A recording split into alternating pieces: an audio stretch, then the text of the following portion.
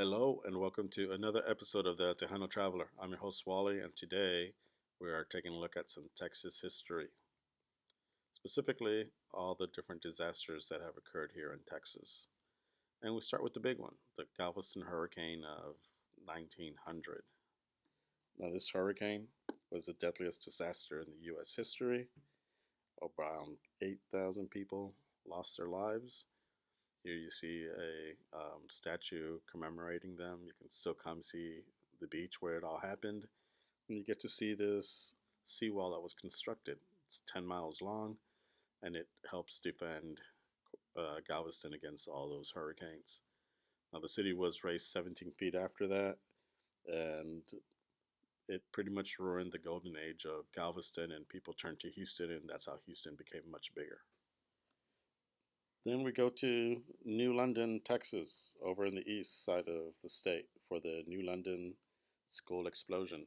There was a school that they had built here, and underneath they were heating it with gas. And back then, gas was odorless, so it built up. And then one day, while somebody was sanding the floor, there was a spark in the machine they were using, and it blew up the whole school. It was tragic. Over 295 people died, and they created this cenotaph here. But that's why gas now has odor in it, so that you can smell it, so that we don't repeat what happened here at this school explosion. Next disaster is the Texas City disaster of 1947.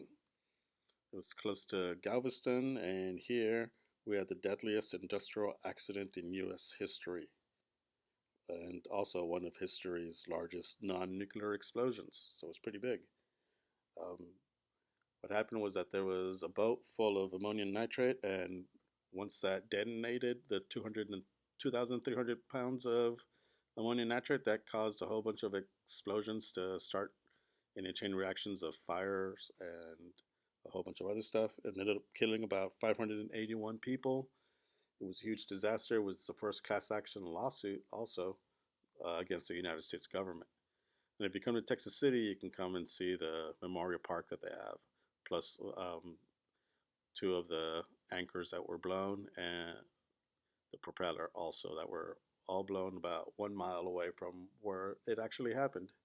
So you can come here and see some of that history that's still there. This propeller was huge, so I can just imagine the power that it took to land all the way over here. Now we go to the Kennedy assassination back in 1963 in Dallas, and this pretty much changed history. Um, it was a horrible day for everybody in the United States. If you come here, you can come learn about some of that history. You can come see the grassy knoll. You see where the X is. You can even avoid traffic and stand right next to it. And that's where it happened. And there's a sixth floor museum where you can go up to that sixth floor, check out the museum, check out the place where Oswald allegedly um, shot Kennedy. And if you look out through the window where he did it, you can sort of see how easy a shot that would have been if you were anywhere near trained. I could probably make that shot, maybe. And then we have the UT Tower shootings of 1966 at the University of Texas. 1966, Charles Whitman, a 25-year-old ex-Marine, killed 15 people and injured 31 others in a massacre that lasted about 96 minutes. It took the police that long to get up there and shoot him. And this pretty much kick-started the reason why police departments have SWAT teams. And now we jump over to Jarrell, Texas for the tornado of 1997, which was one of the worst tornadoes that have ever happened here in Texas. It was a F5 tornado, and you can see how flat and rolling the land was, and it was pretty destructive. Um, I have a friend from Jarrell, and he usually talks about all the people that he used to know that got killed during this tornado. There's a memorial park where you can go and visit, a little memorial that they have, but this tornado pretty much took whole families once it hit a residential area. You come here, you can see some of their names, and you start realizing a lot of them have the same last name. It's pretty sad looking at this, and if you ever go There to the Memorial Park, you can also find a memorial there for the Ego family that ended up losing all five of their lives, mom, dad, and kids. It's pretty sad. Now we're moving over to the Aggie bonfire of 1999. I love my Aggies, so this makes me sad. But they used to build their own bonfire to celebrate, and everything every year was going fine until one day, or one year, it just collapsed.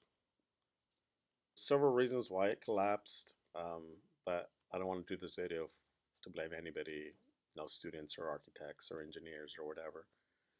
Just come here, remember those lives, remember that they lost those lives doing something that they loved, so they will always be remembered. Our next place on the list is the NASA Columbia disaster of 2003. Now, this museum is called the Remembering Columbia Museum. It's in Hemp Hill, Texas, way over in East Texas, and it talks a lot about the people who were the astronauts on the ship and what happened and what could have been done to prevent. And it's got some of their artifacts there to remember them forever. Um, Pretty much the heat shield cracked, and that's what ended up killing the astronauts. But if you go to Nacogdoches, you can see another memorial there because that is where one of the parts from the spaceship ended up landing, and they have a tiny little reminder there that where you can go and check it out. Now we move to the Bastrop Fire of 2011, which was the costliest fire in Texas history. After a year of drought and really dry conditions, there was a spark of three fires that ended up combining into one eventually and causing a lot of damage. It pretty much burnt down Bastrop State Park and the Lost Pines Forest, which were some of my favorite areas to go and check out and go camping and stuff. After 55 days, the blaze was finally put out, but not after causing a lot of damage um, caused by the strong winds that spread the fire everywhere. But it's making its rebound, and hopefully in 20 more years, we'll be okay. Now we're going to Snowmageddon of 2021.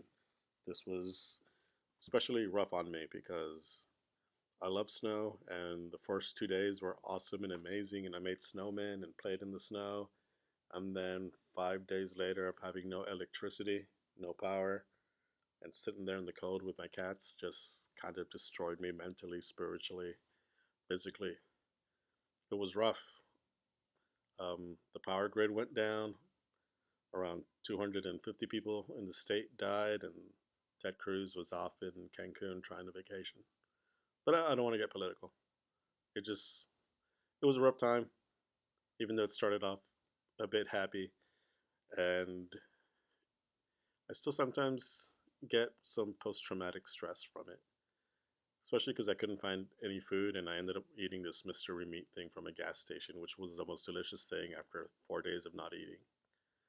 Anyways, just to end on a good note, the worst disaster of all, of course, is the Dallas Cowboys from 1997 to 2025. It's been rough for me and my Cowboys. I've been hating life. Worst disaster ever. Please, Jerry, do something. Save us. You keep giving us hope, and then right when we have hope, it just all breaks down. We don't know what to do. This past year was horrible. I wanted to give up. I was like, please, please, please do something. Anyways, those are some disasters that happened in Texas. And hopefully you like these history videos. I'm going to try to do some more. So be on the lookout for them. And thanks for watching. Don't forget to like and subscribe. That really helps me. Bye-bye.